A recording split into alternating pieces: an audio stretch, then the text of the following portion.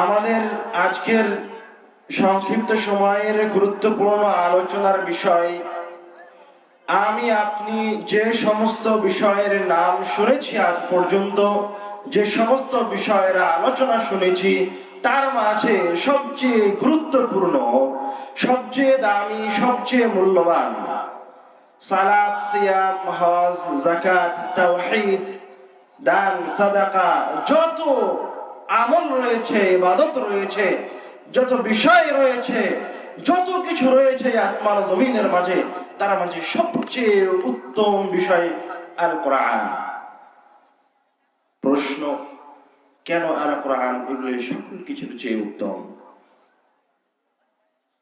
প্রথমত, এই আসমান জমিনের মাঝে একমাত্র কিতাব যেটি সরাসরি মহান রব্বুল আলামিনের সাথে নিসবতকৃত, তার বাণী, তার কথা। দ্বিতীয়ত, আমরা জানি আল্লাহ রাব্বুল আলামিন এই দুনিয়াতে যত কিছু সৃষ্টি করেছেন, তার মাঝে সর্বশ্রেষ্ঠ সৃষ্টি হচ্ছে মানুষ। আর মানুষের মাঝে সবচেয়ে শ্রেষ্ঠ সৃষ্টি হচ্ছে, মানুষের মাঝে সবচেয়ে উত্তম ব্যক্তি হচ্ছে মুহাম্মদ সাল্লাল্লাহু আলাইহি ওয়াসাল্লাম। মুহাম্মদ সাল্লাল্লাহু আলাইহি ওয়াসাল্লাম কে?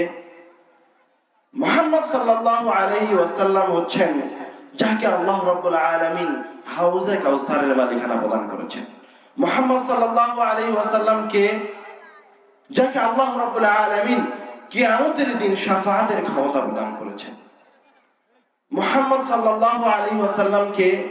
যার উপর সকল নবীগণ, রাসূলগণ ঈমান আনার ওয়াদা করে গেছেন তিনি আসার আগে। এই যে মুহাম্মদ সাল্লাল্লাহু আলাইহি ওয়াসাল্লামের এত মর্যাদা, এত সম্মান, উনি যে সর্বশ্রেষ্ঠ ব্যক্তি, এটা কেন? এটা এই জন্য যে আল্লাহ রাব্বুল আলামিন মুহাম্মদ সাল্লাল্লাহু আলাইহি ওয়াসাল্লামকে সর্বশ্রেষ্ঠ মুজিজা, সবচেয়ে উত্তম কিতাব, সবচেয়ে দামি কিতাব আল কোরআন দিয়েছেন। সুবহানাল্লাহ। আর আমি আপনি বলি যে আমরা হচ্ছে উম্মতে মুহাম্মাদি, সবচেয়ে শ্রেষ্ঠ উম্মত। সবচেয়ে শ্রেষ্ঠ উম্মত হওয়ার যে সৌভাগ্য আপনি লাভ করেছেন, এটা কেন? কেননা আল্লাহ রাব্বুল আলামিন আমাদেরকে, এই উম্মতকে কোরআনুল কারীমের মতো কিতাব প্রদান করেছেন। আরো সহজ করে বলি, 12 মাসের মাঝে শ্রেষ্ঠ মাস কোনটা? সবচেয়ে দামি মাস কোনটি? রমাদান মাস। মাশাআল্লাহ। রমজান মাসের মাঝে সবচেয়ে দামি দিন হচ্ছে শেষ দশক। আর শেষ দশকের মাঝে সবচেয়ে দামি সময় কোনটি? লাইলাতুল কদর। 12 মাসের ভিতরে সবচেয়ে দামি মাস রমাদান। কেন? কেননা আল্লাহ রাব্বুল আলামিন বলছেন, শাহরু রমাদানাল্লাযী উনজিলা ফীহিল কুরআন। রমজান মাস তো সম্মানিত, মর্যাদাবান এই জন্য যে এই মাসে কোরআন অবতীর্ণ করা হয়েছে। আবার রমজান মাসের মাঝে শেষ দশক সম্মানিত এই জন্য, লাইলাতুল কদর সবচেয়ে শ্রেষ্ঠ রজনী এই জন্য যে এই রাত্রে আল্লাহ রাব্বুল আলামিন কোরআনুল কারীমকে অবতীর্ণ করেছেন। খায়রুম মিন আলফি শাহর। এই একটা রজনী 80 বছর ইবাদতের চেয়ে, এই একটা রজনীতে ইবাদত করা 80 বছর ইবাদতের চেয়ে উত্তম। কেন? কেননা ওই রাত্রিতে কোরআনুল কারীম অবতীর্ণ করা হয়েছে। সুবহানাল্লাহ। এই কথাগুলি কেন বলছি? যেন কোরআনুল কারীমের গুরুত্ব আপনার সামনে ফুটে ওঠে। আপনি যেন এটা না মনে করেন যে সূরা ফাতিহা মুখস্থ করা হয়েছে শুধুমাত্র 5 ওয়াক্ত সালাতে তেলাওয়াত করার জন্য। না, সূরা ফাতিহা শুধু 5 ওয়াক্ত সালাতে তেলাওয়াতের জন্য নয়। নাস, ফালাক, ইখলাস শুধু সালাতেই তেলাওয়াত করতে হবে, এমনি তেলাওয়াত করতে হবে, শুধু তাই নয়, এগুলির আরো অনেক কার্যক্ষমতা রয়েছে। দুঃখের বিষয়, আমার আপনার সূরা ফাতিহা মুখস্থ আছে, কিন্তু সূরা ফাতিহা কি কি করতে পারে তা কি আমাদের জানা আছে? কে বলতে পারবেন সূরা ফাতিহা কি কি করতে পারে? কয়জন মানুষ আছেন? হাত উঠান দেখি। কেউ আছেন? কেউ নাই। অথচ আল্লাহ রাব্বুল আলামিন সীমাহীন শক্তি দিয়ে রেখেছে সূরা ফাতিহার মাঝে। নাস, ফালাক, ইখলাসের মাঝে সীমাহীন শক্তি দিয়ে রেখেছেন। আমার আপনার অসংখ্য প্রয়োজন, দুনিয়াবী জীবনের যত প্রয়োজন আছে এবং আখিরাতি জীবনের যত প্রয়োজন আছে এবং বারজাখের যত প্রয়োজন আছে, সব প্রয়োজনের সমাধান আল্লাহ রাব্বুল আলামিন কোরআনুল কারীমের বিভিন্ন সূরাতে রেখেছেন। কিন্তু দুঃখের বিষয় যে দুই একটা সূরা আমাদের মুখস্থ আছে, সেগুলি কিভাবে ব্যবহার করব, কিভাবে ওই সূরা থেকে উপকার লাভ করব তা আমাদের জানা নাই। তো আমাদের আলোচনায় এই গুরুত্বপূর্ণ সবচেয়ে দামি মূল্যবান আলোচনায় আমরা কোরআনুল কারীম নিয়ে আলোচনা করব, যার শুরুতে থাকবে কোরআনুল কারীম নিয়ে সামান্য ধারণা, তারপরে থাকবে কোরআনুল কারীমের বৈশিষ্ট্য, তারপরে থাকবে কোরআনুল কারীমের যে সূরাগুলি আমাদের মুখস্থ আছে, এই সূরাগুলি আমরা আমাদের জীবনের বিভিন্ন সময়ে বিভিন্ন উপায়ে কিভাবে কাজে লাগাবো। তারপরে কোরআনুল কারীমের বিভিন্ন সূরার ফজিলত দিয়ে আমরা আমাদের আলোচনার শেষের দিকে যাব ইনশাআল্লাহ। ওয়া মা তাওফীকি ইল্লা বিল্লাহ। আমরা শুরুতে আসি, আল কোরআন শব্দের অর্থ কি? কেউ বলতে পারবেন আল কোরআন শব্দের অর্থ কি? আমি আপনি মুসলমান কোরআনের মাধ্যমে, আর কোরআন শব্দের অর্থ জানেন না, কি দুঃখজনক, হতাশাজনক। আরবি ভাষায় কোন শব্দের অর্থ জানার জন্য ওই শব্দের মূল অক্ষরের দিকে ফিরে যেতে হয়। তো আমরা দেখব আল্লাহ রাব্বুল আলামিন এই কোরআন শব্দটিকে কোন অক্ষরগুলি থেকে নিয়ে এসেছে এবং কি অর্থে ব্যবহার করেছেন। আল্লাহ রাব্বুল আলামিন কোরআনুল কারীমে বলছেন, লা তুহাররিক বিহি লিসানাকা লিতা'জালা বিহি ইন্না আলাইনা জামআহু ওয়া কুরআনা। হে মুহাম্মদ সাল্লাল্লাহু আলাইহি ওয়াসাল্লাম, আপনি কোরআন মুখস্থ করার জন্য তাড়াহুড়া করিয়েন না। ইন্না আলাইনা জামআহু ওয়া কুরআনা, আমার উপরেই দায়িত্ব রয়েছে কোরআনকে জমা করার, আবার আমার উপরেই দায়িত্ব রয়েছে এই কোরআনকে পড়ানো, তেলাওয়াত করানো। কুরআনা মানে তেলাওয়াত করানো। সূরা আলাকে আল্লাহ রাব্বুল আলামিন বলছেন, ইকরা বিসমি রাব্বিকাল্লাযী খালাক, পড়ুন আপনার প্রভুর নামে। তো আল্লাহ রাব্বুল আলামিন এই শব্দটিকে, আল কোরআন শব্দটিকে তার কিতাবে কাফ রা হামজা এই তিনটি মূল অক্ষর থেকে নিয়ে এসেছেন এবং এই তিনটি মূল অক্ষর থেকে নিয়ে এসে পাঠ করা, তেলাওয়াত করা অর্থে ব্যবহার করেছেন। অর্থাৎ বোঝা যাচ্ছে যে আল কোরআন শব্দের অর্থ হচ্ছে তেলাওয়াত করার কিতাব, পাঠ করার কিতাব। আল কোরআন শব্দের অর্থ কি? আল কোরআন শব্দের অর্থ কি বলেন? তেলাওয়াত করার কিতাব, পাঠ করার কিতাব। এখন প্রশ্ন হচ্ছে, আল্লাহ রাব্বুল আলামিন এত শত শত নাম ছেড়ে দিয়ে তার কিতাবের নাম আল কোরআন রাখলেন কেন? আরো তো অনেক নাম রাখা যেত।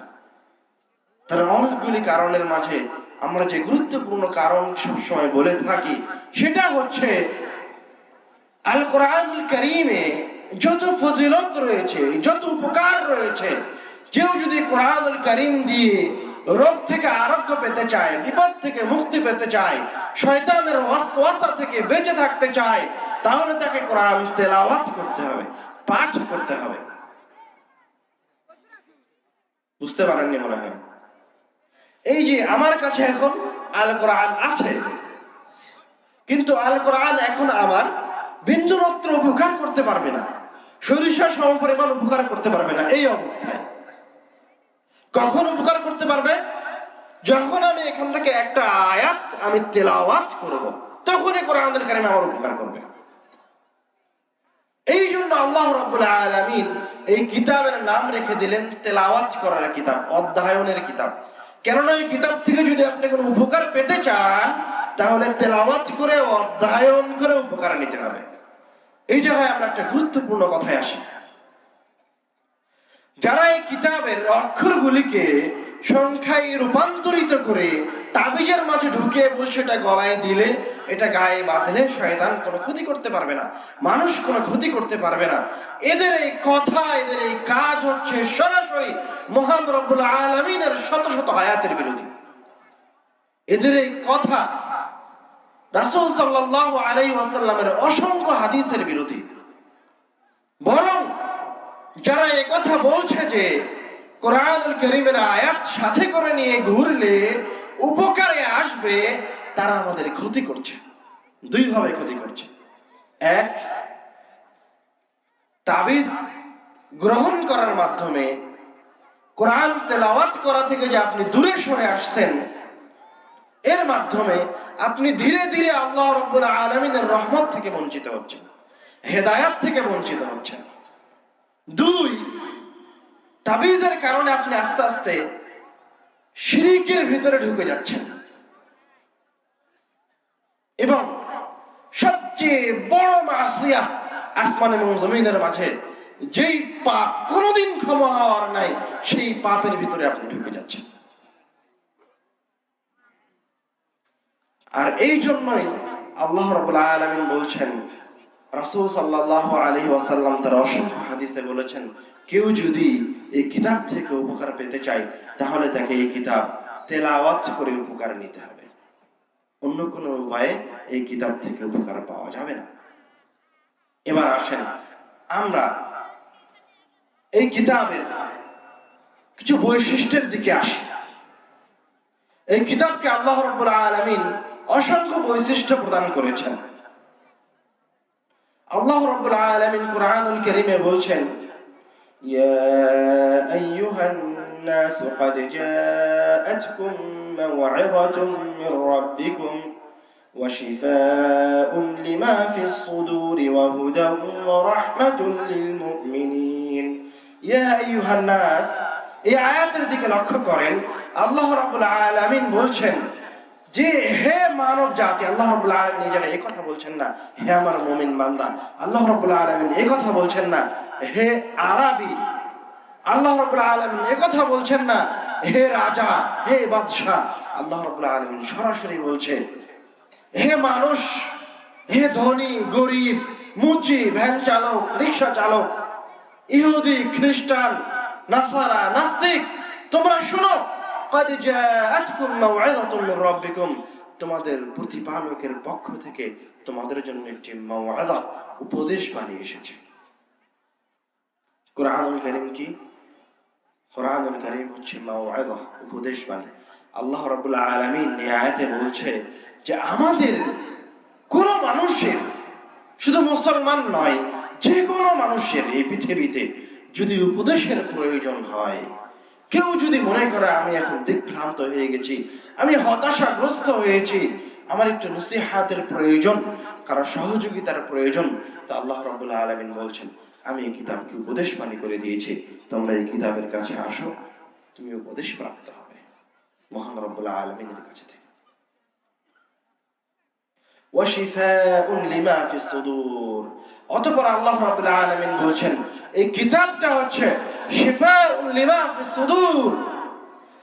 নাফরমানির কারণে, পাপের কারণে, বিভিন্ন কারণে ওই যে আপনার অন্তরে বক্রতা চলে এসেছে, আপনার অন্তর পাপে, আপনার অন্তর নাফরমানিতে কালো কুচকুচে হয়ে গেছে, অন্ধকার হয়ে গেছে, ইবাদতের দিকে আসতে চায় না, তো আল্লাহ রাব্বুল আলামিন বলছেন এই কিতাব হচ্ছে তোমার ওই বিকৃত অন্তরের জন্য শিফাa'উন লিমা ফিস সুদূর, তোমার ওই নষ্ট হয়ে যাওয়া অন্তরের জন্য শিফা, আরোগ্য।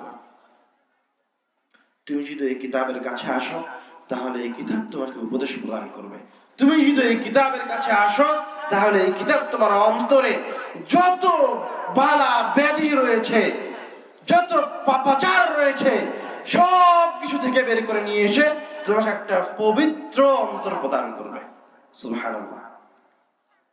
ওয়া হুদান ওয়া রাহমাতুল লিল মুমিনিন। এবং আল্লাহ রাব্বুল আলামিন বলছেন এই কিতাব তো তোমাকে উপদেশ দিবে, এই কিতাব তো তোমার অন্তরকে পবিত্র করবে। শুধু তাই নয়, হুদান ওয়া রাহমাতুল লিল মুমিনিন, এই কিতাব হচ্ছে তোমাদের জন্য হেদায়েত, এই কিতাব হচ্ছে তোমাদের জন্য গাইডলাইন, যার মাধ্যমে তোমরা পথ প্রদর্শিত হবে। এই কিতাব হচ্ছে যখন তুমি এই কিতাবের কাছে আসবে তখন এই কিতাব তোমাকে নিজে সঠিক রাস্তায় নিয়ে যাবে। হেদায়েতকে যদি আমরা স্পষ্টভাবে বুঝতে চাই তাহলে আমরা আরবদের কাছে ফিরে যাব। তারা হেদায়েত শব্দটাকে কিভাবে ব্যবহার করত। হেদায়েতটা কি আসলে কোরআনুল কারীমের হেদায়েত? আরবরা যখন মরুভূমিতে সফরে বের হতো, একটা কাবিলা, একটা গোত্র বা একটা দল, তখন তাদের সামনে একটা উট থাকতো, তাদের সামনে একজন গাইড থাকতো। সম্পূর্ণ মুসাফিরের এই কওমটা ওই সামনের ওই উটকে অনুসরণ করত। তো আরবরা যে উটকে অনুসরণ করত, যে উটটা সামনে দিয়ে যেত, ওই উটকে বলতো হাদি। কেননা ওই উটের পিছনে, ওই ব্যক্তির পিছনে যারা আছে তারা জানে না কোন রাস্তা দিয়ে গেলে গন্তব্যস্থলে পৌঁছা যাবে, ওরা ওর পিছে পিছে যায়। তো সামনের ওই উটটাকে বলা হয় হাদি, যে উট তাদেরকে হেদায়েত দিয়ে সঠিক রাস্তা দিয়ে গন্তব্যস্থলে পৌঁছে দিবে। তো আল্লাহ রাব্বুল আলামিন ওই শব্দটাকে কোরআনুল কারীমে ব্যবহার করে বলছেন, ইন্না হাযাল কুরআনা ইয়াহদি লিল্লাতী হিয়া আকওয়াম। কোরআনুল কারীম হচ্ছে ওই কিতাব, যে কিতাব তোমাদেরকে তোমাদের হাত ধরে, তুমি বুঝতেই পারবা না, তুমি কোরআন তেলাওয়াত করবা, অটোমেটিক এই কিতাব তোমাদেরকে জান্নাতের রাস্তায় নিয়ে চলে আসবে। শুধু তাই নয়, ইহদি বিল্লাতি হিয়া আকওয়াম, তোমাদেরকে সবচেয়ে সঠিক, একটু আঁকা বাঁকা নয়, সবচেয়ে সঠিক রাস্তা দিয়ে তোমাদেরকে জান্নাতে পৌঁছে দেবে। ইন্না হাযাল কুরআনা ইয়াহদি লিল্লাতী হিয়া আকওয়াম, শুধু যে জান্নাতে পৌঁছে দিবে তা নয়, তুমি তোমার জীবনের যে কোনো প্রেক্ষাপটে, যে কোনো সময় বুঝতে পারছো না যে তুমি কি করবা, আমি বুঝতে পারছি না আমি কি করব, সিদ্ধান্তহীনতায় ভুগছি, আমি বুঝতে পারছি না আমি কি করব, কোন মাযহাবের অনুসরণ করব না কোন ফিরকার অনুসরণ করব, না কার সাথে থাকবো, কার সাথে উঠবো বসবো। তা আল্লাহ রাব্বুল আলামিন বলছেন, তুমি কোরআনুল কারীমের কাছে আসো, কোরআনুল কারীম তোমাকে সবচেয়ে সঠিক জায়গায় পৌঁছে দিবে, তোমার সঠিক সিদ্ধান্তে পৌঁছে দিবে, কারো কাছে যাওয়া লাগবে না। আমরা যদি এই হেদায়েতকে আরো স্পষ্ট করে বলি, তাহলে এই হেদায়েতটা যে কতটা সূক্ষ্ম, কতটা সুন্দর, কতটা চমৎকার, তার অসংখ্য নমুনা এই পৃথিবীতে রয়ে গেছে। এখনো আপনি যদি গুগলে গিয়ে সার্চ দেন যে শুধুমাত্র কোরআন তেলাওয়াত শুনে ইসলাম গ্রহণ করেছে, তো অসংখ্য মানুষ পাবেন। শুধু তাই নয়, যে কোরআনুল কারীমের অনুবাদ বুঝে না, সেও অনেক সময় শুধু কোরআন তেলাওয়াত শুনে ইসলামের দিকে ধাবিত হয়েছে। সুবহানাল্লাহ। যে ওমর রাদিয়াল্লাহু তাআলা আনহু এই প্রতিজ্ঞা করে আছে যে আমি মুহাম্মদকে হত্যা করব, সেই মুহাম্মদ সাল্লাল্লাহু আলাইহি ওয়াসাল্লাম সেই ওমর রাদিয়াল্লাহু তাআলা আনহু কোরআন তেলাওয়াত শুনে এখন বলছে যে মুহাম্মদকে, আমাকে মুহাম্মাদের কাছে নিয়ে যাও, আমি ইসলাম গ্রহণ করব। সুবহানাল্লাহ। এর নাম হচ্ছে হেদায়েত। কোরআন তেলাওয়াত শুনবেন অথবা কোরআন তেলাওয়াত করবেন, এই কোরআন আপনার অজান্তে আপনাকে হেদায়েত প্রদান করবে, সঠিক রাস্তায় পৌঁছে দিবে। আল্লাহ রাব্বুল আলামিন জিনদের হেদায়াতের একটা ঘটনা কোরআনুল কারীমে বর্ণনা করেছেন। জিনেরা তথ্য সংগ্রহের জন্য আসমানের নিকটবর্তী স্তরে যায়, পৃথিবীতে কোথায় কি হবে সেটা শোনার জন্য। তো এক সময় গিয়ে তারা আসমানের নিকটে যায়, যখনই কাছে যায় তখনই শিহাব নামক তারকা অগ্নিস্ফুলিঙ্গ তাদের দেহা ধাওয়া করে আসে, তারা আসমানের নিকটে যেতে পারে না। তখন তারা তাদের সর্দারের কাছে এসে বলে, হিলা বাইনানা ওয়া বাইনা খাবারিস সামা, আমাদের মাঝে আর আসমান থেকে যে আমরা খবর সংগ্রহ করতাম, যে জায়গায় আমরা বসে বসে আসমানে কি হচ্ছে, দুনিয়াতে কি হবে এগুলো শ্রবণ করতাম, ওই জায়গায় আমরা যেতে পারছি না। তখন জিনদের সর্দার বলল, নিশ্চয় আল্লাহ রাব্বুল আলামিন এই জমিনে কোনো কিছু প্রেরণ করছেন, অথবা মহান কোনো ঘটনা এই জমিনে, এই পৃথিবীতে ঘটছে, যার কারণে তোমরা আসমানের নিকটবর্তী হতে পারছো না। তোমরা দলে দলে বিভক্ত হয়ে পুরো পৃথিবীতে ছড়িয়ে পড়ো, দেখো কোথায় কি হয়েছে। তো জিনরা দলে দলে বিভক্ত হয়ে পুরো পৃথিবীতে খুঁজতে লাগলো কোথায় কি হয়েছে। খুঁজতে খুঁজতে জিনদের একটা দল আরকাজ নামক বাজারে এসে পৌঁছালো, আরবের, যেখানে রাসূল সাল্লাল্লাহু আলাইহি ওয়াসাল্লাম তার সাহাবীদেরকে নিয়ে ঈশা অথবা ফজরের সালাত আদায় করছিলেন।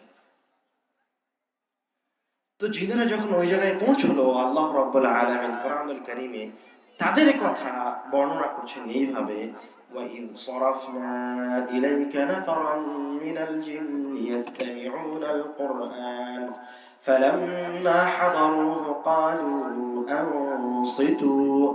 যখন জিনদের এই দলটা ওই জায়গায় পৌঁছলো, রাসূল সাল্লাল্লাহু আলাইহি ওয়াসাল্লামের কোরআন তেলাওয়াত শুনতে পেল, তখন তারা বলল আনসিতু, তোমরা চুপ করো, চুপ করো, আমরা এটা কি শুনছি, কি ধরনের আয়াত শ্রবণ করছি, কি আশ্চর্য আয়াত। فَلَمَّا قُضِيَ وَلَّوْا إِلَى قَوْمِهِمْ مُنذِرِينَ। যতক্ষণ পর্যন্ত রাসূল সাল্লাল্লাহু আলাইহি ওয়াসাল্লাম কোরআন তেলাওয়াত করতে থাকলেন, জিনদের ওই দল রাসূল সাল্লাল্লাহু আলাইহি ওয়াসাল্লামের কোরআন তেলাওয়াত শুনতে থাকলেন। فَلَمَّا قُضِيَ وَلَّوْا إِلَى قَوْمِهِمْ مُنذِرِينَ। যখন কোরআন তেলাওয়াত শেষ হয়ে গেল, দ্রুত তারা তাদের কওমের কাছে ফিরে গেল। ফিরে গিয়ে কি করলো? ফিরে গিয়ে তাদের কওমকে বলছে, ইয়া কওমানা ইন্না সামি'না কিতাবান উনজিলা মিন বা'দি মূসা। হে আমাদের কওম, হে আমাদের সম্প্রদায়, আমরা মূসা আলাইহিস সালাতু ওয়াস সালামের পরে, ঈসা আলাইহিস সালামের পরে সকল নবীগণের পরে এমন একটি কিতাবের আয়াতকে শ্রবণ করেছি যেগুলি পূর্ববর্তী সকল নবীর সত্যায়ন করছে। এমন এক কিতাবের আয়াত শ্রবণ করলাম যেগুলি পূর্ববর্তী সকল কিতাবের সত্যায়ন করছে।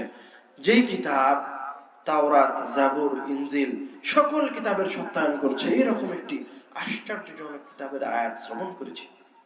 ইয়াহদি ইলাল হাক্কি ওয়া ইলা তরিকিন মুস্তাকিম। এই কিতাবটা হকের দিকে, সত্যের দিকে আহ্বান করছে। ওয়া ইলা সিরাতিন মুস্তাকিম, এবং সহজ সরল পথের দিকে মানুষকে নিয়ে যাচ্ছে। তারপরে তাদের কওমকে বলছে, ইয়া কওমানা আজিবু দাঈয়াল্লাহি ওয়া আমিনু বিহি। হে আমাদের কওম, হে আমাদের সম্প্রদায়, যে ব্যক্তিটা এই কিতাব নিয়ে এসেছে, আল কোরআন নিয়ে এসেছে, তোমরা এই ব্যক্তির উপরে, এই মুহাম্মদের উপর ঈমান আনয়ন করো, তোমরা এই কিতাবের উপর ঈমান আনয়ন করো। ইয়াগফির লাকুম যুনুবাকুম ওয়া ইউজিরকুম মিন আযাবিন আলীম। তোমরা যদি এই কিতাবের উপর আর এই মুহাম্মাদের উপর ঈমান আনয়ন করো, তাহলে আল্লাহ রাব্বুল আলামিন তোমাদের পূর্ববর্তী যত গুনাহ আছে সব মাফ করে দেবেন। ওয়া ইউজিরকুম মিন আযাবিন আলীম, এবং তোমাদের জন্য যে যন্ত্রণাদায়ক শাস্তি নির্ধারণ করা ছিল, সেই শাস্তি থেকে তোমাদেরকে মুক্তি প্রদান করবে। সুবহানাল্লাহ। এই ঘটনা আমরা কেন বললাম? কোরআনুল কারীমের হেদায়েত বোঝানোর জন্য বললাম। আপনি যখন কোরআনুল কারীম তেলাওয়াত শ্রবণ করবেন বা কোরআন তেলাওয়াত করবেন, তখন আল্লাহ রাব্বুল আলামিন নিমিষে, কয়েক সেকেন্ডের মাঝে আপনাকে হেদায়েত দিয়ে দিতে পারেন। যেই জিনেরা খুঁজতে বের হয়েছিল পৃথিবীতে কি হয়েছে, ওরা ইসলাম গ্রহণ করে ফিরে গেছে। শত শত সাহাবী শুধু কোরআনুল কারীমের আয়াত শ্রবণ করে ইসলাম গ্রহণ করেছে। আজও অসংখ্য মানুষ কোরআনের আয়াতের অর্থ বুঝে না, শুধু শ্রবণ করে ইসলাম গ্রহণ করেছে। আমি আপনি তো মুসলমান। আমাদের জন্য কোরআনুল কারীমের মাধ্যমে হেদায়েত পাওয়া, সবচেয়ে সঠিক রাস্তা, দিশা পাওয়া আরো সহজ। শুধুমাত্র কোরআন তেলাওয়াত শ্রবণের ফজিলতের কথা বলে আল্লাহ রাব্বুল আলামিন বলছেন, وَإِذَا قُرِئَ الْقُرْآنُ فَاسْتَمِعُوا لَهُ وَأَنصِتُوا لَعَلَّكُمْ تُرْحَمُونَ। তোমাদের মাঝে থেকে কেউ যদি নিজের মুখটাকে বন্ধ রেখে, কারো সাথে কথা বলা বন্ধ রেখে মনোযোগ সহকারে কোরআন তেলাওয়াত শ্রবণ করে, তো এই মনোযোগ সহকারে কোরআন তেলাওয়াত শ্রবণ করার বিনিময়ে আল্লাহ রাব্বুল আলামিন তার উপর তার রহমত বর্ষণ করবেন। শুধু তাই নয়, কোরআন তেলাওয়াতের শ্রবণের আরো চমৎকার একটা ঘটনা শুনেন। হাদিসে এসেছে, عن البراء بن عازب رضي الله تعالى عنه قال كان رجل يقرأ سورة الكهف। একজন সাহাবী, একজন ব্যক্তি সূরা কাহফ তেলাওয়াত করছে। وعنده فرس مربوط بشطنين, আর ওই ব্যক্তিটার পাশে একটা ঘোড়া বাঁধা আছে দড়ি দিয়ে। فتغشته سحابة, তো কোরআন তেলাওয়াত করতে করতে এক পর্যায়ে উপর থেকে একটা মেঘ খণ্ডে এসে ওই লোকটাকে ঘিরে ধরলো, এবং আস্তে আস্তে ওই মেঘ খণ্ডটা আসমান থেকে তার দিকে নেমে আসতে শুরু করলো। আর তার পাশে যে ঘোড়াটা বাঁধা ছিল ওই ঘোড়াটা প্রচন্ড ছোটাছুটি শুরু করে দিল। এই দৃশ্য দেখে সাহাবী কোরআন তেলাওয়াত বন্ধ করে বাড়ি চলে গেলেন। فلما أصبح أتى النبي صلى الله عليه وسلم وذكر ذلك له, এবং সকাল হতেই আগে মুহাম্মদ সাল্লাল্লাহু আলাইহি ওয়াসাল্লামের কাছে এসে ঘটনা খুলে বললেন। তখন মুহাম্মদ সাল্লাল্লাহু আলাইহি ওয়াসাল্লাম বলছেন, তিলকা সাকিনাতু তানাজ্জালাত লিল কুরআন, আরে সেটা তো ছিল ওই যে তুমি কোরআন তেলাওয়াত করছিলে, এইজন্য আল্লাহ রাব্বুল আলামিন তোমার এই কোরআন তেলাওয়াতের কারণে আসমান থেকে সাকিনাহ, রহমত এবং বরকতকে অবতীর্ণ করছিল জমিনে। আরেকটা রিওয়ায়াতে আসছে রাসূল সাল্লাল্লাহু আলাইহি ওয়াসাল্লাম বলছেন, তিলকাল মালাইকাতু দানাত লিসাউতিক, তারা ছিল ফেরেশতাদের একটা দল যারা তোমার সুন্দর তেলাওয়াত শুনে তাসবিহ তারতিলের সাথে বিশুদ্ধ সুররিত কণ্ঠের তেলাওয়াত শুনে আসমান থেকে তোমার কাছে আসছিল, তোমার কোরআন তেলাওয়াত শুনবে তাই। ওয়ালাউ আসবাহতা ইয়ানজুরুন নাসু ইলাইহিম, তুমি যদি সকাল পর্যন্ত তেলাওয়াত করতে থাকতে তাহলে অন্যান্য সাহাবীরা, অন্যান্য মানুষেরা সকালে ওই ফেরেশতাদেরকে তোমার পাশে দেখতে পেত। লা তাতাওয়ারা মিনহুম, ফেরেশতারা তোমার কোরআন তেলাওয়াত শুনছে, মানুষেরা দূরে দাঁড়িয়ে থেকে ফেরেশতাকে দেখছে। লা তাতাওয়ারা মিনহুম, ফেরেশতারা মানুষকে দেখে পালিয়ে যেত না, নিজেদেরকে আত্মগোপন করত না। সুবহানাল্লাহ, কোরআন তেলাওয়াতের ফজিলত, কোরআন শ্রবণের ফজিলত এরকম। তাহলে যারা কোরআন তেলাওয়াত করছে, নিজে পাঠ করছে, তার কত ফজিলত রয়েছে। কোরআন তেলাওয়াতের ফজিলতের দিকে যদি যাই তাহলে আমরা প্রথমেই কোরআনের একটা অক্ষর পাঠের ফজিলত বলবো।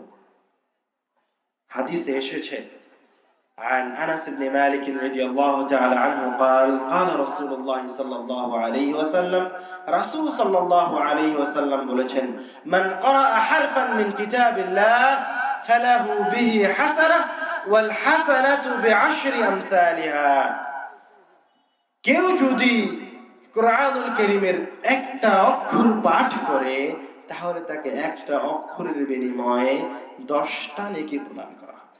সুবহানাল্লাহ। লা আকুলু আলিফ লাম মিম হারফ, আমি এই কথা বলবো না যে আলিফ লাম মিম হারফ, বরং আলিফুন হারফুন লামুন হারফুন মিমুন হারফ, অর্থাৎ আমি যখন তেলাওয়াত করলাম আলিফ লাম মিম, আমার হাসানায় এই 3টা অক্ষর তেলাওয়াত করার বিনিময়ে 30 নেকি লেখা হয়েছে। সুবহানাল্লাহ। একটা অক্ষর তেলাওয়াত করলে কত নেকি? পিছনের মানুষেরা শুনতে পাচ্ছেন না? একটা অক্ষর তেলাওয়াত করলে কত নেকি? মনে রাখতে হবে, ভুলে যাওয়া চলবে না, প্রত্যেকটা ফজিলত মনে রাখতে হবে। এবার আসেন আরেকটা হাদিসে, عن عقبة بن عامر رضي الله تعالى عنه قال خرج رسول الله صلى الله عليه وسلم ونحن في الصفة, রাসূল সাল্লাল্লাহু আলাইহি ওয়াসাল্লাম তার বাড়ি থেকে বের হলেন আর আমরা মসজিদে নববীর ছায়াতলে অবস্থান করছি।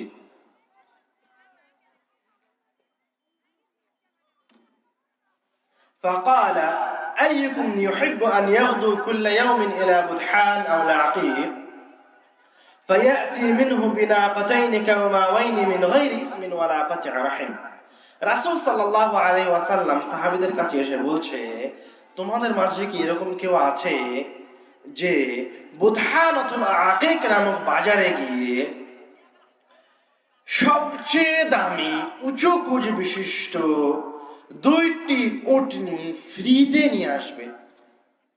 এরকম কেউ কি তোমাদের মাঝে আসে? তখন সাহাবায়ে কেরাম বলছে, কুল্লানা নুহিব্বু যালিকা ইয়া রাসূলুল্লাহ ফ্রিতে সবচেয়ে দামি 2টি উটনি পাওয়া যাবে। উট তো সবচেয়ে দামি সম্পদ আরবদের কাছে, ওই সময়ের সবচেয়ে দামি সম্পদ। সাহাবীরা খুশি হয়ে বলছে, কুল্লুনা নুহিব্বু যালিকা ইয়া রাসূলুল্লাহ, আমরা সকলেই তো চাই, হ্যাঁ আল্লাহর রাসূল বলেন কি করা লাগবে। তখন রাসূল সাল্লাল্লাহু আলাইহি ওয়াসাল্লাম বলছেন, আফালা ইয়াগদু আহাদুকুম ইলাল মসজিদ ফায়া'লাম আও ইয়াকরা আয়াতাyn মিন কিতাবিল্লাহ খায়রুন লাহু মিন নাকাতাyn। তোমাদের মাঝে থেকে কেউ যদি মসজিদে গিয়ে কোরআনুল কারীমের 2টি আয়াত তেলাওয়াত করে অথবা আরেকজনকে 2টি আয়াত শিখিয়ে দেয়, তাহলে তাকে 2টি আয়াতের বিনিময়ে সবচেয়ে দামি 2টি উটনির সমপরিমাণ নেকি তার আমলনামায় লিপিবদ্ধ করা হবে। সুবহানাল্লাহ। তারপরে বলছেন, ওয়া সালাসুন খায়রুন লাহু মিন সালাস ওয়া আরবাউন খায়রুন লাহু মিন আরবা ওয়া মিন আ'দাদিহিন্না মিনাল ইবল। এইভাবে যে ব্যক্তি মসজিদে গিয়ে যতগুলি আয়াত তেলাওয়াত করবে মসজিদে বসে, যতগুলি আয়াত আরেকজনকে শিখিয়ে দিবে মসজিদে বসে, ততগুলি আয়াতের বিনিময়ে তার আমলনামায় একটি করে উটের সমপরিমাণ নেকি লিপিবদ্ধ করা হবে। সুবহানাল্লাহ। এই হাদিস থেকে 2টি জিনিস স্পষ্ট হচ্ছে। এক, কোরআনুল কারীম তেলাওয়াতের একটা উত্তম জায়গা হচ্ছে মসজিদ। কোরআনুল কারীম বাসায় বা বিভিন্ন জায়গায় তেলাওয়াত করা যাবে, কিন্তু বিভিন্ন জায়গায় তেলাওয়াত করলে তার স্বাভাবিক অক্ষর প্রতি কত নেকি? ভুলে গেছেন না তাড়াতাড়ি? স্বাভাবিক অক্ষরের প্রতি 10 নেকি। আর কেউ যদি একটা আয়াতে মসজিদে গিয়ে তেলাওয়াত করে তাহলে কত নেকি? একটা, প্রত্যেকটা আয়াতের জন্য একটা দামি উটের সমপরিমাণ নেকি। দ্বিতীয় ফায়দা এই হাদিস থেকে, সেটা হচ্ছে মসজিদ শুধুমাত্র সালাতের জায়গা নয়, মসজিদের আরেকটা অন্যতম জরুরি কাজ হচ্ছে মসজিদে কোরআন তেলাওয়াত করা হবে এবং মসজিদে কোরআন শিখানোর ব্যবস্থা করা হবে। রাসূল সাল্লাল্লাহু আলাইহি ওয়াসাল্লাম এভাবে বলেছেন এবং ইতিহাসও এটাই প্রমাণ করে। আমি যখন মিশরে গেছি, মিশরে গিয়ে দেখেছি আজও আমর ইবনুল আস রাদিয়াল্লাহু তাআলা আনহুর বানানো মসজিদ রয়ে গেছে। আমর ইবনুল আস রাদিয়াল্লাহু তাআলা আনহু মিশর জয় করে আফ্রিকার দুয়ারকে উন্মোচন করেছেন। মিশর জয় করে মুসলমানরা আফ্রিকায় প্রবেশ করেছেন। তো উনি মিশর জয় করার পরেই সর্বপ্রথম যে কাজ করেছে, উনি একটা মসজিদ নির্মাণ করেছে। কার অনুসরণ করে? মুহাম্মদ সাল্লাল্লাহু আলাইহি ওয়াসাল্লামের অনুসরণ করে। মুহাম্মদ সাল্লাল্লাহু যখন মক্কা থেকে মদিনায় আসলেন, এসে সবার আগে সকল মেহমানদারি তার আগে কি করেছে? আগে একটা মসজিদের জায়গা নির্বাচন করেছে। কিসের জন্য? মসজিদে সালাত আদায় করা হবে এবং তালিম, কোরআন শিক্ষার ব্যবস্থা করা হবে। সুতরাং অবশ্যই প্রত্যেকটা মসজিদে কোরআন শিক্ষার ব্যবস্থা বাধ্যতামূলক থাকতে হবে। যদি কোনো কমিটি কোনো মসজিদে কোরআন শিক্ষার ব্যবস্থা না করতে পারে, তাহলে এই কমিটিকে হয় নিজে থেকে ইস্তফা দিতে হবে অথবা গ্রামের মানুষের ঈমানি দায়িত্ব এই কমিটিকে বাদ করা। বুঝতে পারেননি কথা? যেভাবেই হোক, যে কোনো মূল্যে, যে কোনো উপায়ে প্রত্যেকটা মসজিদে বক্তব্যের ব্যবস্থা থাকতে হবেই হবে। আমরা পরের হাদিসে আসি। রাসূল সাল্লাল্লাহু আলাইহি ওয়াসাল্লাম কোরআনের ফজিলতে অনেক হাদিস বলেছেন। তার মাঝে গুরুত্বপূর্ণ আরেকটি হাদিস, রাসূল সাল্লাল্লাহু আলাইহি ওয়াসাল্লাম বলেছেন, ইন্না লিল্লাহি আহলিনা মিনান নাস। আল্লাহ রাব্বুল আলামিনের একটা পরিবার রয়েছে এই জমিনের উপরে। আল্লাহ রাব্বুল আলামিনের পরিবারের কিছু সদস্য এই জমিনের উপর বসবাস করে। সাহাবীরা জিজ্ঞাসা করছে, মান হুম ইয়া রাসূলুল্লাহ, কারা কারা হে আল্লাহর রাসূল? যারা এই জমিনে বসবাস করে মহান রব্বুল আলামিনের পরিবারের সদস্য। তখন রাসূল সাল্লাল্লাহু আলাইহি ওয়াসাল্লাম বলেছেন, আহলুল কুরআন হুম আহলুল্লাহ ওয়া খাসাতুহু। এই দুনিয়াবী জীবনে বসবাস করে, এই জমিনের উপরে বসবাস করে মহান রব্বুল আলামিনের পরিবারের সদস্য হচ্ছে তারাই যারা কোরআনুল কারীমকে তাদের অন্তরে লালন পালন করে, যারা রাসূল সাল্লাল্লাহু আলাইহি ওয়াসাল্লাম যেভাবে কোরআনকে বুঝিয়ে দিয়েছেন সেইভাবে কোরআন মাজিদ বোঝার চেষ্টা করে, তারা হচ্ছে এই দুনিয়াতে বসবাস করে মহান রব্বুল আলামিনের পরিবারের সদস্য। শুধু তাই নয়, ওয়া খাসাতু, তারা হচ্ছে মহান রব্বুল আলামিনের কাছে বিশেষ ব্যক্তি, ভিআইপি ব্যক্তি। আরেকটা হাদিসে এসেছে রাসূল সাল্লাল্লাহু আলাইহি ওয়াসাল্লাম বলছেন, ইকরাউল কুরআন, তোমরা কোরআন তেলাওয়াত করো। فإن الله تعالى لا يعذب قلبا مع القرآن, যে অন্তর, যে আত্মা, যে ব্যক্তি কোরআন মুখস্থ করেছে আল্লাহ রাব্বুল আলামিন তাকে কোনদিন শাস্তির সম্মুখীন করবেন না। তারপরের অংশ আরো গুরুত্বপূর্ণ। আমরা বিভিন্ন বিপদ থেকে বাঁচার জন্য বিভিন্ন মাধ্যম, বিভিন্ন উপায় অবলম্বন করি। যেমন যখন বন্যা চলে আসে তখন আমরা আশ্রয় কেন্দ্রে অবস্থান করি, যখন আমাদের সৈন্যবাহিনীরা যুদ্ধে যায় তখন বুলেট প্রুফ জ্যাকেট পরিধান করি, যখন জোরে ঝড় বৃষ্টি আসে তখন শক্ত বাড়ির ছাদের নিচে গিয়ে আশ্রয় গ্রহণ করি। আর রাসূল সাল্লাল্লাহু আলাইহি ওয়াসাল্লাম হাদিসে বলে দিচ্ছেন, ওয়া ইন্না হাযাল কুরআনা মা'দাবাতুল্লাহ ফামান দাখালা ফীহি ফাহুয়া আমিন। হে আমার মুমিন বান্দা, হে আমার মুসলমান বান্দা, জেনে রাখো, ইন্না হাযাল কুরআনা মা'দাবাতুল্লাহ, তোমাদের জন্য সেফ হাউস হচ্ছে, তোমাদের জন্য নিরাপত্তার জায়গা হচ্ছে কোরআনুল কারীম। ফামান দাখালা ফীহি ফাহুয়া আমিন, যে ব্যক্তি এই মহান রব্বুল আলামিনের এই মেহমানখানায় প্রবেশ করলো, যে ব্যক্তি কোরআনের মাধ্যমে আল্লাহ রব্বুল আলামিনের কাছে আশ্রয় চাইলো, ফাহুয়া আমিন, স্বয়ং মহান রব্বুল আলামিন তার নিরাপত্তার ব্যবস্থা করবেন। সুবহানাল্লাহ, এর নাম কোরআন মাজিদ। এখন আমরা আসি কোরআনুল কারীমের বিভিন্ন সূরার ফজিলতের দিকে। আল্লাহ রাব্বুল আলামিন আমাদের জন্য কোরআন তেলাওয়াতকে সহজ করতে চেয়েছেন। আমি আপনি চাইলেই 30 পারা কোরআন নিয়মিত তেলাওয়াত করতে পারবো না। কোরআনের তো অনেক ফজিলত যেগুলো আস্তে আস্তে আসতে থাকবে, কিন্তু আমাদের পক্ষে তো পূর্ণ কোরআন মাজিদ একবারে তেলাওয়াত করা সম্ভব নয়, এই কথা আল্লাহ জানেন। এবার আল্লাহ রাব্বুল আলামিন রহিম, রহমান, তিনি অনেক দয়ালু, তিনি আমাদের জন্য কোরআন তেলাওয়াতকে সহজ করে দিচ্ছেন। কিভাবে দেখেন, عن أبي الدرداء رضي الله تعالى عنه قال قال رسول الله صلى الله عليه وسلم, رسول صلى الله عليه وسلم বলছেন, أيعجز أحدكم أن يقرأ في ليلة ثلث القرآن, তোমাদের মাঝে কি, রাসূল সাল্লাল্লাহু আলাইহি ওয়াসাল্লাম সাহাবীদেরকে জিজ্ঞাসা করছে, তোমাদের মাঝে কি এরকম কোন ব্যক্তি আছে যে এক রাত্রে, নিয়মিত রাত্রে 10 পারা কোরআন তেলাওয়াত করতে অক্ষম? তোমাদের মাঝে কি এরকম কোন ব্যক্তি আছে যে প্রত্যেক রাত্রে 10 পারা কোরআন তেলাওয়াত করতে পারে না? তখন সাহাবীরা বলছে, কাইফা যালিকা ইয়া রাসূলুল্লাহ, 10 পারা কোরআন তেলাওয়াত করা এক রাতে সে কি চারটিখানি কথা? তাকে সম্ভব হে আল্লাহর রাসূল? এবার রাসূল সাল্লাল্লাহু আলাইহি ওয়াসাল্লাম কি বলছে দেখেন। রাসূল সাল্লাল্লাহু আলাইহি ওয়াসাল্লাম বলেছেন, কুল হুয়াল্লাহু আহাদ তা'দিলু থুলুসাল কুরআন। হে আমার সাহাবী, তোমরা শোনো, তোমাদের মাঝে থেকে কেউ যদি শুধু কুল হুয়াল্লাহু আহাদ এই সূরাটি একবার তেলাওয়াত করে, তাহলে তার আমলনামায় কোরআনুল কারীমের 10 পারা তেলাওয়াত করার সমান নেকি লিপিবদ্ধ করা হবে। তাহলে কেউ যদি সূরা ইখলাস কুল হুয়াল্লাহু আহাদ 3 বার তেলাওয়াত করে, তাহলে পুরো কোরআনুল কারীম তেলাওয়াত করার সমান নেকি পেল। সুবহানাল্লাহ, এইভাবে আল্লাহ রাব্বুল আলামিন কোরআন তেলাওয়াতকে সহজ করে দিয়েছেন। عن أمامة الباهلي رضي الله تعالى عنه قال قال رسول الله صلى الله عليه وسلم, رسول صلى الله عليه وسلم বলেছেন, من قرأ آية الكرسي دبر كل صلاة مكتوبة لم يمنعه من دخول الجنة إلا الموت.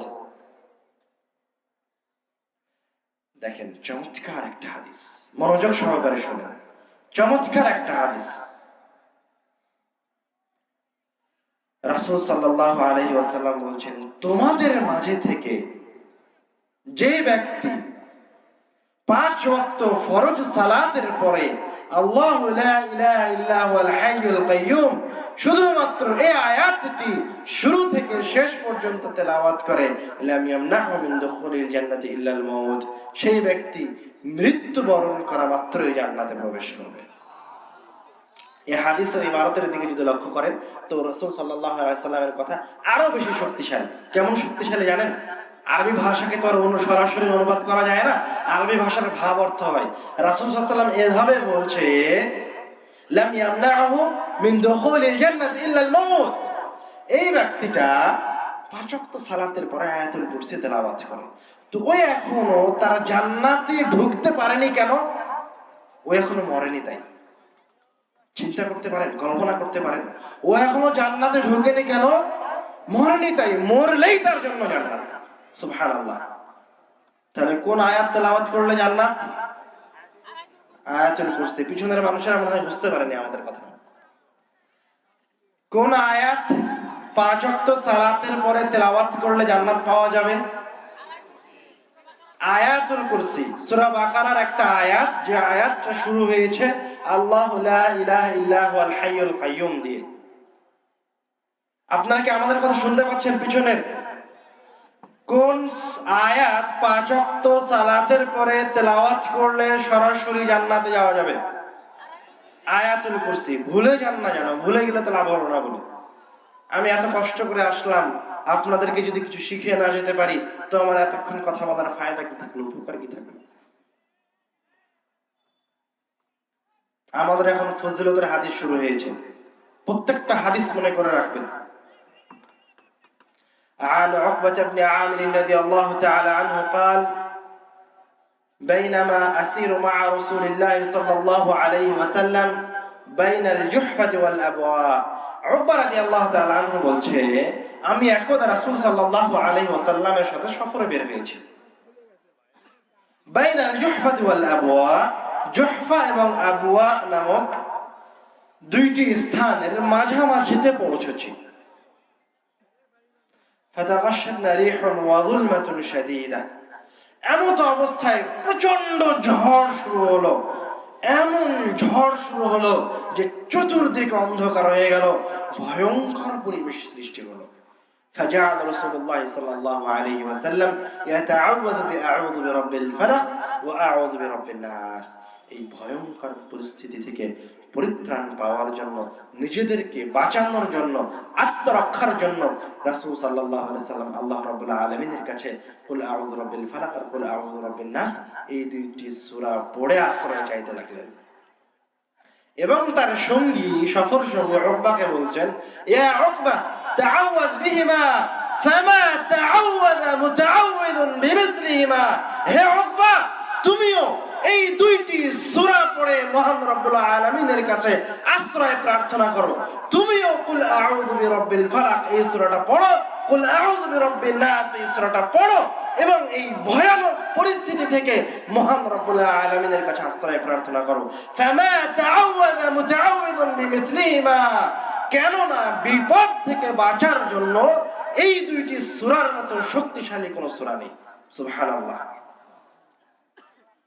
এবার আরেকটা হাদিসে আসেন, রাসূল সাল্লাল্লাহু আলাইহি ওয়াসাল্লাম বলছেন, একদা একজন ব্যক্তি রাসূল সাল্লাল্লাহু আলাইহি ওয়াসাল্লামকে এসে বলছে, ইয়া রাসূলুল্লাহ ইন্নী উহিব্বু হাযিহি সূরা কুল হুয়াল্লাহু আহাদ। হে আল্লাহর রাসূল, আমি কুল হুয়াল্লাহু আহাদ এই সূরাটা ভালোবাসি।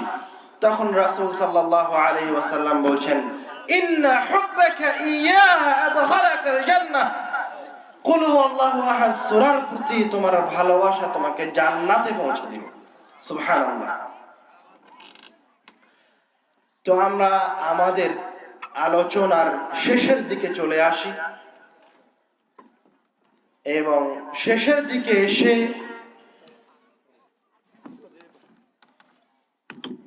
আমরা আমাদের আলোচনার শেষের দিকে এসে আমরা ফজিলতের যে হাদিসগুলি বলেছি তার একবার রিভাইজ করে নেই, যেন ভুলে না যায়। আমার সাথে আমার কথার উত্তর দেন। বিপদে পড়লে কোন দুইটি সূরা তেলাওয়াত করতে হবে? সূরা নাস আর সূরা ফালাক। মাশাআল্লাহ, পিছনের মুসলিম ভাইয়েরা বিপদে পড়লে কি পড়তে হবে? সূরা নাস আর সূরা ফালাক। আর জান্নাতে যাওয়ার জন্য কি পড়তে হবে? আয়াতুল কুরসি।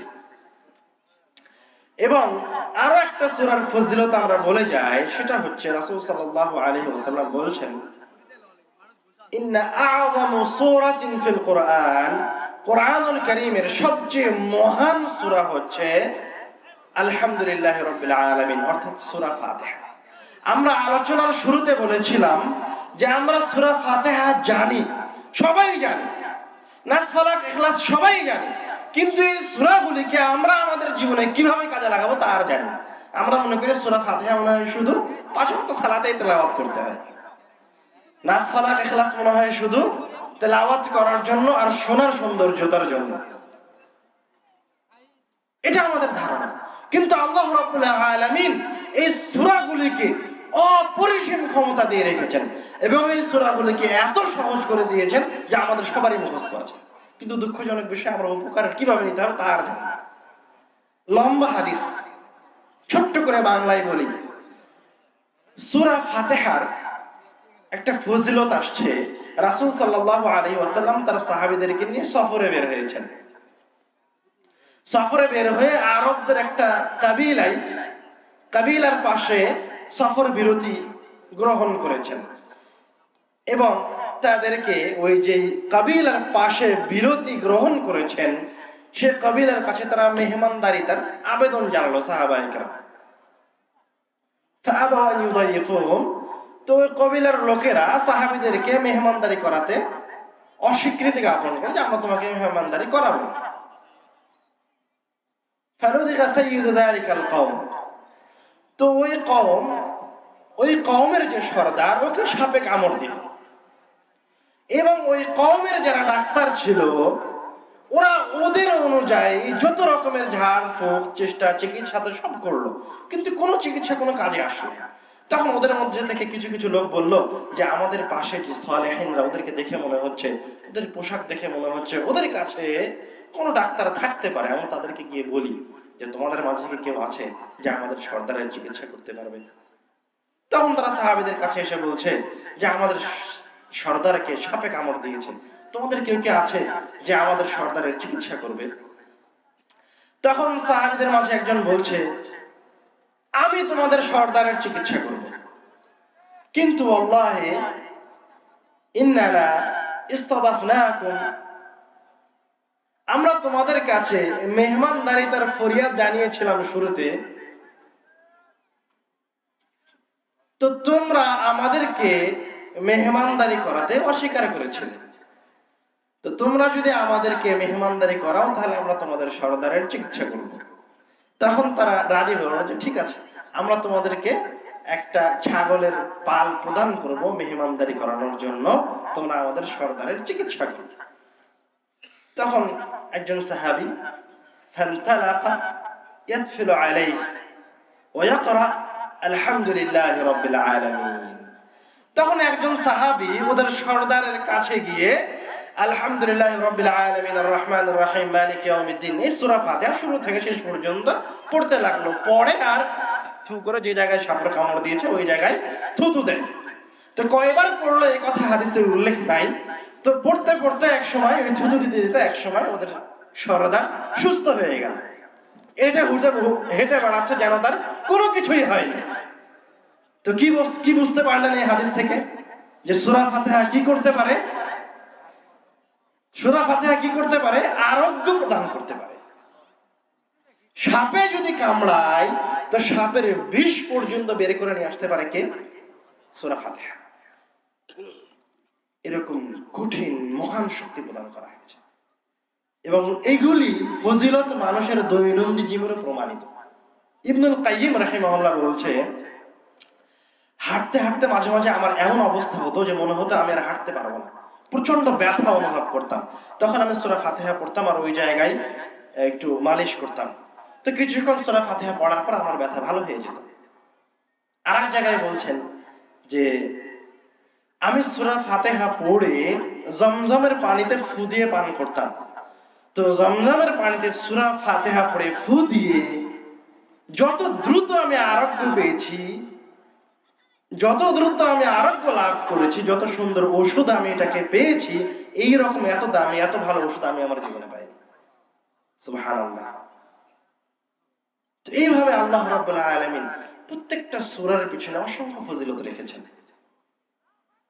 যেগুলি আমাদের জন্য জানা অতীব জরুরি, এবং কোরআন তেলাওয়াত করা আমাদের জন্য অতীব জরুরি। যে কোনো মূল্যে কোরআন তেলাওয়াত করতেই হবে। আল্লাহ রাব্বুল আলামিন আমাদেরকে বেশি বেশি কোরআন তেলাওয়াত করার তৌফিক দান করুন, আল্লাহুম্মা আমিন। এছাড়াও কোরআনুল কারীমের অসংখ্য সূরার ফজিলতের কথা, কিভাবে আপনি একটা সূরা দিয়ে উপকার লাভ করবেন, সেগুলি যদি কেউ নিতে চান, পড়তে চান, তো শেখ আব্দুর রাজ্জাক বিন ইউসুফ সাহেবের যে উপদেশ বইটা আছে, ওই বইয়ে একটা অধ্যায় আছে কোরআনের ফজিলত। ওই জায়গায় গেলে এইরকম অনেক হাদিস পাবেন যে কোন সূরার কি ফজিলত। আমরা আমাদের সময় সংক্ষিপ্ততার কারণে অনেকগুলো হাদিস উল্লেখ করতে পারলাম না। এই বই থেকে আপনার ফজিলতগুলো দেখে নিতে পারবেন ইনশাআল্লাহ। আল্লাহ রাব্বুল আলামিন আমাদেরকে কোরআনুল কারীম বুঝে আমল করার তৌফিক দান করুন, এবং আল্লাহ রাব্বুল আলামিন যেন এই কোরআনুল কারীমকে আমাদের ইহকালীন এবং পরকালীন জীবনের জন্য কল্যাণময় করে দেয়। আল্লাহুম্মা আমিন। ওয়া আখিরু দাওয়ানা আলহামদুলিল্লাহি রাব্বিল আলামিন। আসসালামু আলাইকুম ওয়া রাহমাতুল্লাহ।